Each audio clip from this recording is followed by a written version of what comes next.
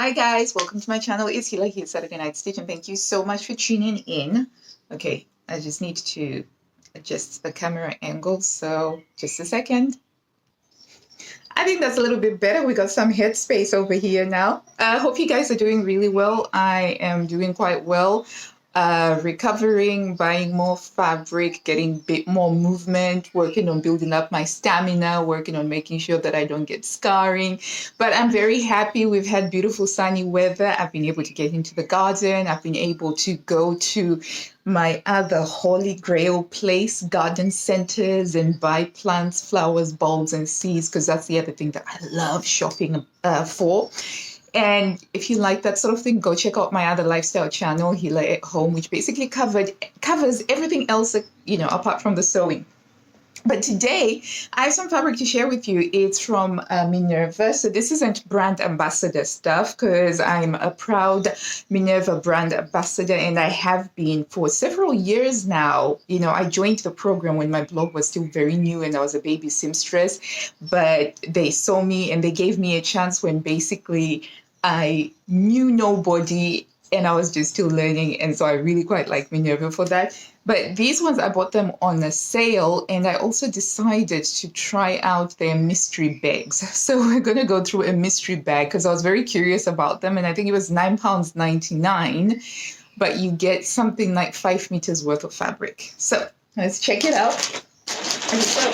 They're a little bit crazy because some of these are sort of like nighttime scrollings, and when you're constantly adding things to your basket and then you're editing it and what have you. But they arrived, but they accidentally got delivered to a neighbor's place, and unfortunately the neighbor was in hospital for a couple of weeks, so I had to wait a couple of weeks before they then came back. And it was a bit of a thing, and you can imagine the frustration of knowing that you've received the fabric but you haven't received the fabric. But here we go. So the first thing that I got was this really quirky looking broadcloth cotton.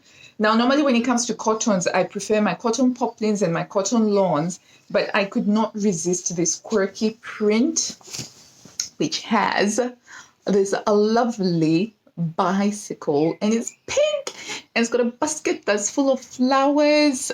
I love it. So this is more, it's a broadcloth, I would say, and a broadcloth is probably about 4 degrees removed from quilting cotton. So it doesn't have quite the strong firmness that quilting cotton does, and it's not quite as thick. Neither does it have the same thread count, I would say. So it's not quite as tightly woven as you would get with the quilting cottons. It's got a little bit more give in it than a quilting cotton, and you can definitely make shirts and blouses.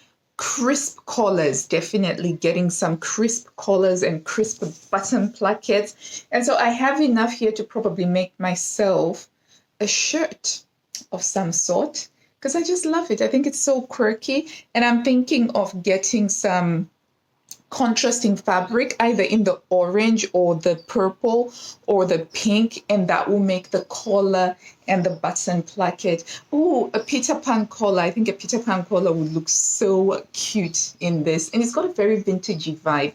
So I was very happy when I got this, and it was one of those items that's non-reorderable. So when I'm shopping, especially on the Minerva side, I'm constantly checking if something is a reorderable fabric or it's a non-reorderable, because when you miss out on the ones that cannot be reordered again, then that's it, So I was like, yeah, getting that. And then the next thing that I got, it's more pink. I love pink and can't help it. But it's this, I want to say it's like a organza type fabric, but it's a pink stripe, right, that's woven into what's like a netting, and then you have the thicker pink ones over here and the silver.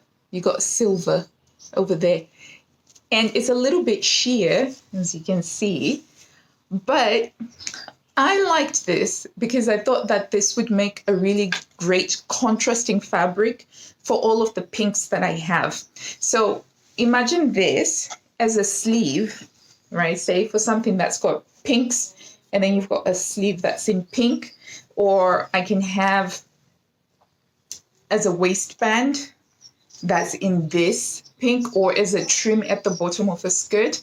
I could see a lot of possibilities for this, or even just having this as a pink cuff, if you get what I mean. So not quite to make something with it, but as something that will always be tacked on to something that has some pinkiness to it. But I quite like it. If I were to make a garment out of this, having seen it, I'd probably make, there was a skirt in the recent Burda for 2021 issue, and it's like it's a very Audrey Hepburn-esque style. So it's got a straight waistband, some 3 box splits at the front and 3 box splits at the back, and so it creates this volume. And I think when I saw this fabric and I saw that pattern, I thought that this would actually make a really lovely skirt from that. I might make that actually. Do I have enough fabric? I think I may have enough of it. But yeah, so this one was on last stock, so I got this straight away, and I think I got 2 meters of it. And I think for this one, I got 1.25 meters, because that's the other thing about the Minerva website now. You can order part meters, which is pretty awesome. Because before, you couldn't get like 1.5, you had to get 2 meters. They didn't even do the 0.5s, but now you can get, if you want 1.32, 1.35 meters, you can get that. Okay, so those were the 2 things that I got. And then this was the mystery pack. So with the mystery packs, I have the windows open because it's a really beautiful, beautiful sunny day. It's supposed to be the last sunny day before we get a spate of really cold weather with frost and things like that. So I do have the windows open just to sort of like getting some fresh air, which the downside means that you can hear the motorcycles on the road. But okay, so this one is a mystery pack. So you pay £9.99, and the idea is that you don't know what you're going to get. It's a little bit of gambling, but given that I don't gamble, I don't drink alcohol, I don't smoke and all of that stuff, it's okay for me to have advice. If I'm going to gamble with anything, I'm going to gamble on fabric. So this is what we got, and I have to say, I looked at the brick, and I was just like, oh, not my colors, in all honesty, but I can see some people being excited by these colors because, some people are into neutrals and pales like this. So I hadn't actually opened this section here, but it was a gamble. And I didn't quite get the colors that I wanted. I suppose the way that they could make it better if they got you to choose whether you wanted neutrals or brights or bolds or something like that. But having said that, there is this, which I think is horsehair canvas. And this stuff is pretty expensive. So getting it as part of the $9.99 is a pretty good deal because you use this in tailoring and it helps to give everything the structure that it needs to have. And it's particularly used in couture tailoring. And this is a decent size. This is about 50 by 50 centimeters square.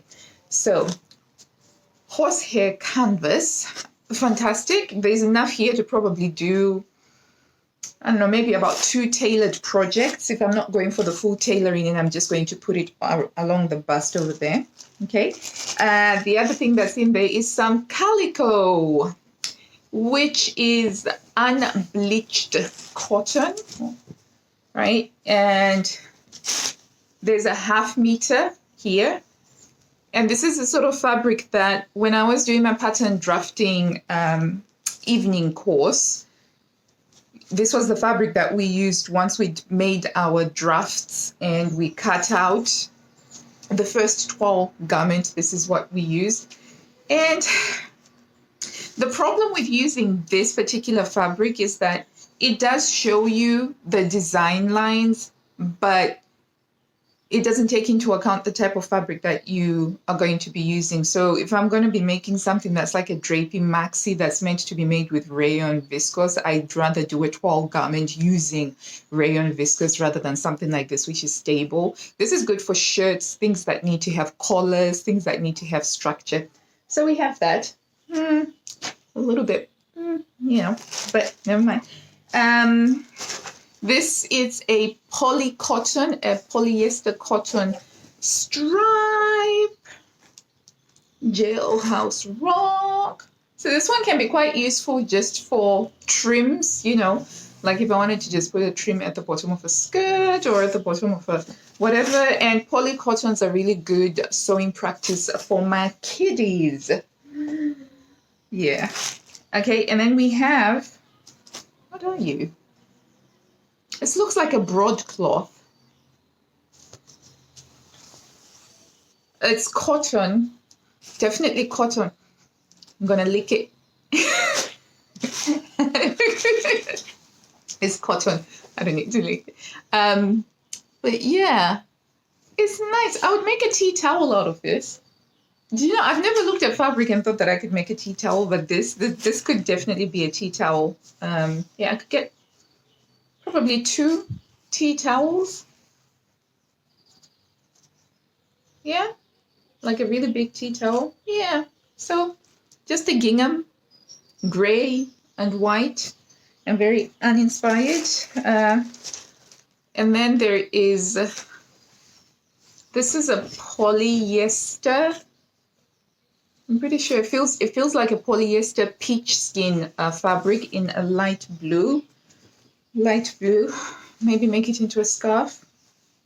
I don't know. Okay. This one looks a little bit more promising. So this is cotton broadcloth, and this is in black. So this is 100% cotton. I can tell. How can I tell that it's 100% cotton? Because it doesn't have the sheen. There's a smoothness that you get with poly cotton mixes that you don't get when it's 100% cotton. Like almost it catches on the ridges of your skin. Plus I've had a similar cotton actually. So yeah, okay, not too bad.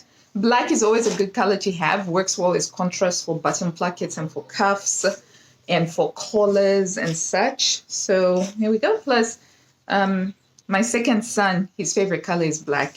And I can see him seeing this and saying, can you make me a shirt? And I'll be like, well, okay then, you know. Yeah. And then, oh, okay. The last one, okay, this one looks quite good. Okay, I quite like this. So it's a white crochet thing. Yeah, I quite like this. I could see myself using this as a contrast for sleeves. Could I make a top out of this? I'd have to wear it with a vest. But yeah, okay, well, this one isn't too bad, or could be like a veil.